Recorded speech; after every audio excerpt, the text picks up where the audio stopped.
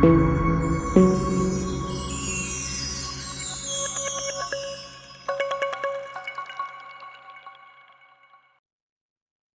BMS first year students का मेरे channel Shivanshi Ayurveda वाला में हार्दिक स्वागत है। आज हम पढ़ने जा रहे हैं संस्कृत। तो आज संस्कृत में हम सबसे पहले पढ़ेंगे समास। समास क्या होता है? ठीक है, तो अब शुरू करते हैं आज की वीडियो। लेकिन आज की वीडियो शुरू करने से पहले मेरी आपसे छोटी सी अपील है कि अगर आपको मेरी वीडियो पसंद आए तो मेरी वीडियो को लाइक करें और मेरे चैनल को सब्सक्राइब करें। तो शुरू करते हैं आज का वीडियो। समास हम पढ़ने जा रहे हैं समास। तो हम इसको लाइन वाइज पढ़ते जाएंगे और ये मैंने आपको नोट्स भी दे रखे हैं। इसी तरीके से आपको अपने एग्जाम्स के अंदर लिखना है। वैसे तो समास के अंदर क्वेश्चंस आते हैं कि भाई आपको लाइन दे दी या दो शब्द दे दिए और उनका समास करना है। लेकिन थ्योरी पेपर के अंदर आपको क्वेश्चन दे सकते हैं समास क्या हो सकता है, वह समास के भेद लिखें। और 10 नंबर में आपका ये प्रश्न आ जाएगा। तो उसको आप किस तरीके से लिखेंगे वो मैंने इस अपने नोट्स में लिखा हुआ है। इस एकदम सेम इसी तरीके से अगर आप लिखते हैं तो आपके नंबर समास में कहीं नहीं कट सकते, कहीं भी एक भी नंबर नहीं कट सकता। ये मैं आपको एश्योर कर रही हूँ। तो शुरू करते हैं। पहले इसको समझ लेते हैं, फिर मैं आपको बताऊंगी कि यूनिवर्सिटी एग्जामिनेशन में आपको कैसे लिखना है। समास शब्द कैसे बना है? समास शब्द बना है सम धातु, सम उपसर्ग,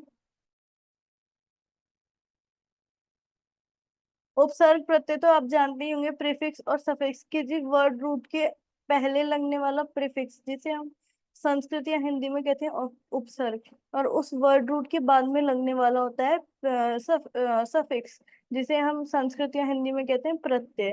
तो यहाँ हमारा उपसर्ग क्या है? सम। फिर अस क्या है हमारा? अस हमारी धातु है। और घय हमारा क्या है? प्रत्यय जिसे हम कहते हैं सफिक्स। और उपसर्ग को हम कहते हैं प्रीफिक्स। अब हम इसका मतलब समझते हैं। समास का मतलब क्या है? सम मतलब क्या होता है? एकदम सम्यक रूप। सम मतलब हम क्या कहते हैं? इवन। इवन को ही तो इंग्लिश हिंदी में हम कहते हैं सम। तो सम का दूसरा अर्थ हम क्या निकाल सकते हैं? सम्यक। और अस धातु, अस धातु का मतलब होता है बैठना। संस्कृत के जो अस धातु है उसका अर्थ होता है बैठना। जैसे अस्यते इति आसनम। बैठते काय पे? हम आसन पे बैठते हैं ना। बैठते किस पे? आसन पे। अस्यते इति आसनम यानी अस धातु का अर्थ क्या हुआ? बैठना। और सम का मतलब क्या है? सम्यक। सम्यक प्लस बैठना यानी सम्यक रूप से बैठना। अब हम यहाँ किसके बैठने की बात कर रहे हैं? पदों के। किसकी? पदों के। ध्यान रखना, हम यहाँ लेटर्स की बात नहीं कर रहे हैं, हम यहाँ वर्ड्स की बात कर रहे हैं। अगर हम इंग्लिश में बोले, लोकल लैंग्वेज में बोले तो यहाँ हम बात कर रहे हैं दो वर्ड्स के आपस में सम्यक प्रकार से बैठने की। ठीक है। अब इसका मतलब क्या हुआ? सम सम मतलब सम्यक। और अस धातु का मतलब होता है बैठना, यानी सम्यक रूप से बैठना। किसका बैठना? पदों का बैठना। यानी दो, अगर हम लोकल लैंग्वेज में बात करें तो दो या दो से ज्यादा शब्दों का एक साथ में बैठना सम्यक रूप से वो समास कहलाता है।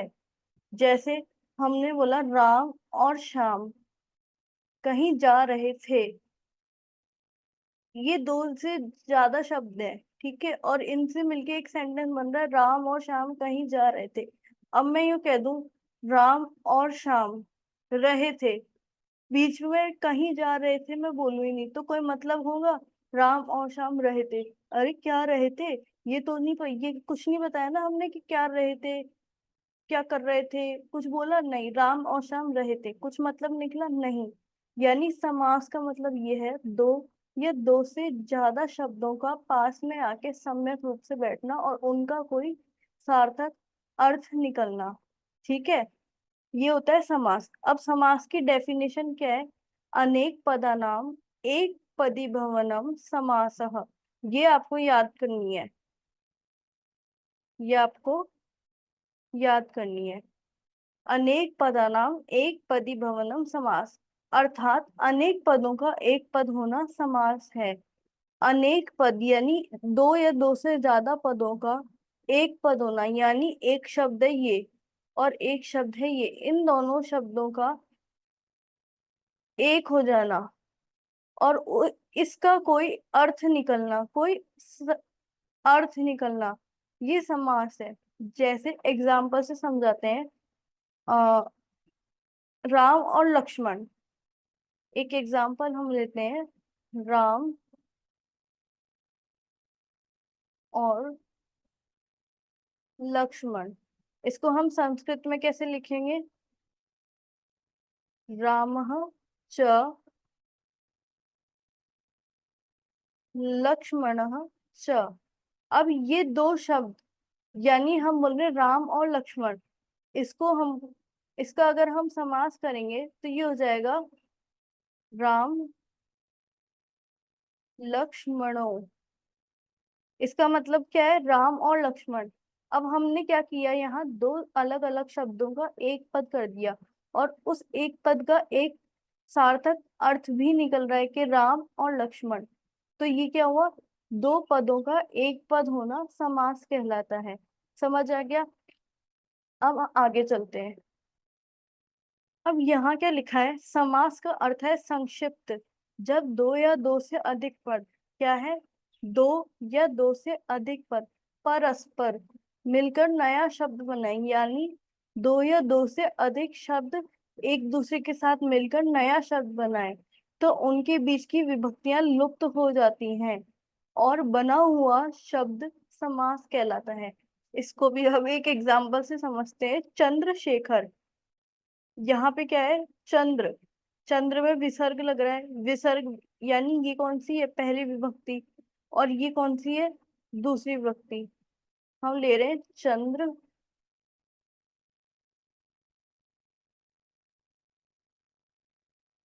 शेखर, इससे हमारा बन रहा है चंद्र शेखर। यहाँ क्या हो रहा है?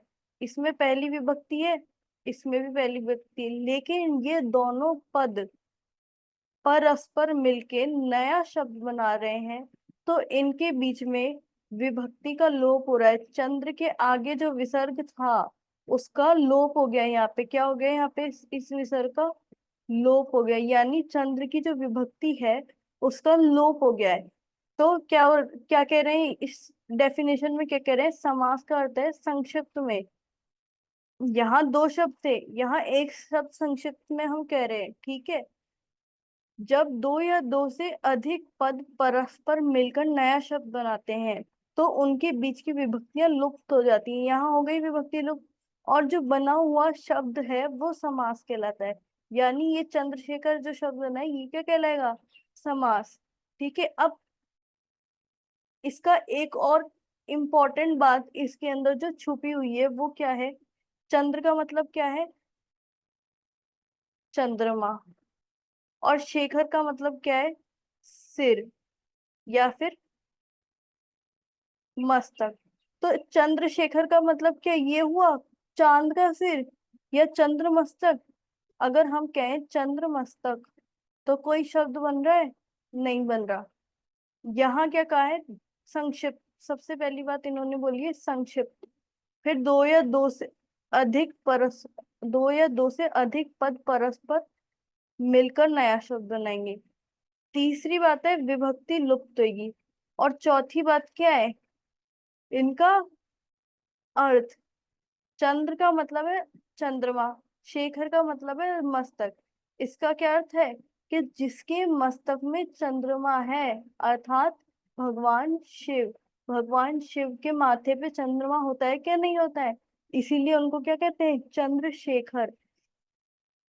ठीक है, समझ में आई बात? समास किसे कहते हैं? हमने समास की दो डेफिनेशन पढ़ी।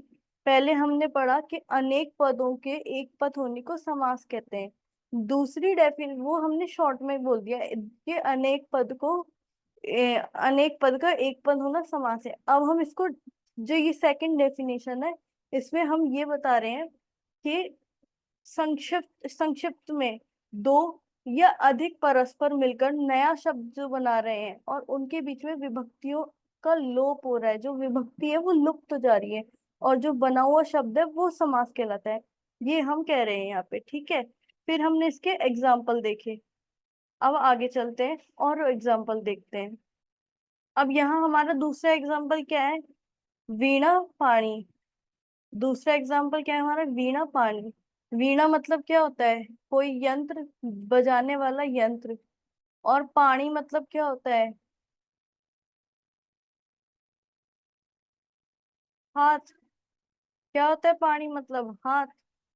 अब इससे कोई अर्थ निकल रहा है? हाथ यंत्र, यंत्र हाथ, कोई अर्थ निकल रहा है? नहीं। लेकिन इसका अर्थ क्या है? वीणा है जिसके हाथ में, अर्थात सरस्वती, अर्थात सरस्वती। ठीक है, तो यहाँ क्या हुआ? समास हो गया। वीणा है जिसके हाथ में, सरस्वती। ठीक है, इनको क्या कहेंगे हम? वीणा पानी। तो वीणा और पानी शब्द का क्या हुआ? समास हो गया, और वीणा और पानी के बीच जो विभक्ति थी उनका लोप हो गया। ये ये हमारा हो गया दूसरा एग्जाम्पल। अब हम पढ़ रहे हैं समास की तीसरी डेफिनेशन। पहली डेफिनेशन हमने पढ़ी थी अनेक पदों का एक पद हो जाना समास है। दूसरी हमने पढ़ी थी संक्षिप्त में दो परस्पर शब्दों का मिलकर एक पद हो जाना और उनकी विभक्तियों का लोप हो जाना। अब तीसरी डेफिनेशन हम यहाँ पढ़ रहे हैं। ये जो पहला शब्द है इस डेफिनेशन का, इसमें थोड़ी सी प्रिंटिंग मिस्टेक हो गई है मेरे से, ये आप सही कर लीजिएगा। ये है विभक्ति लुप्यते।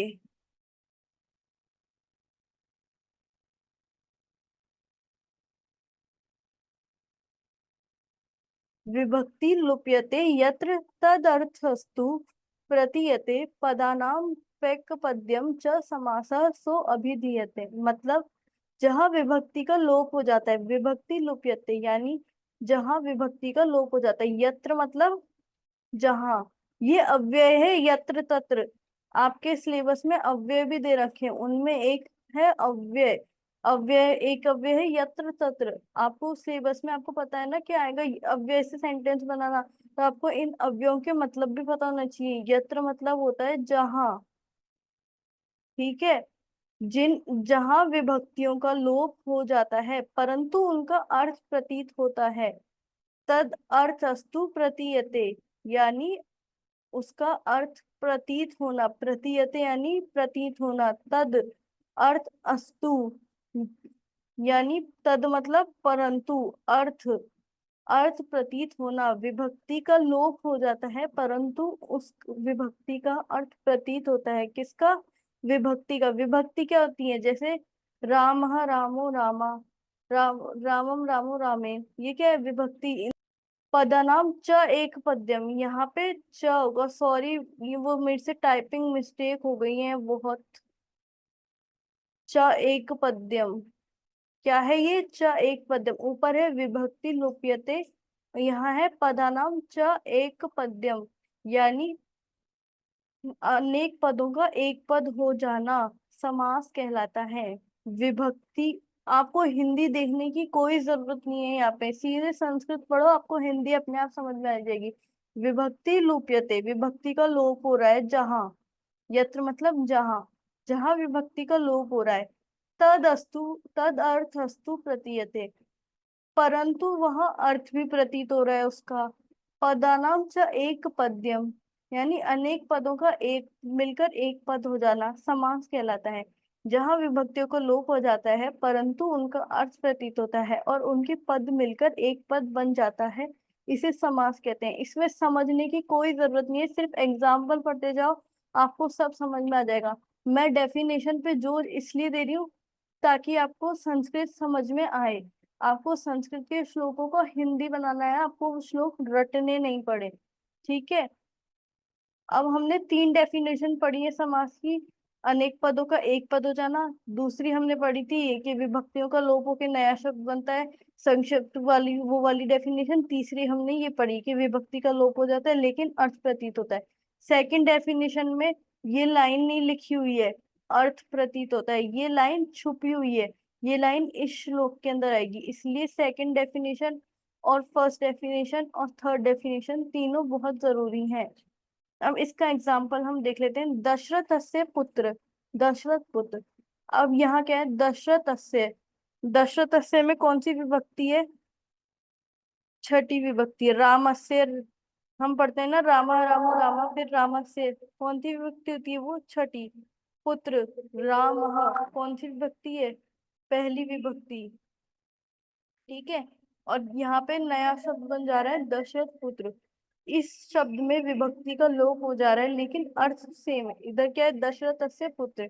अगर हम किसी को कहते हैं दशरथस्य पुत्र, तो हम समझ पा रहे हैं कि क्या कहना चाह रहे हैं, दशरथ का पुत्र अर्थात राम, लक्ष्मण, भरत, शत्रुघ्न।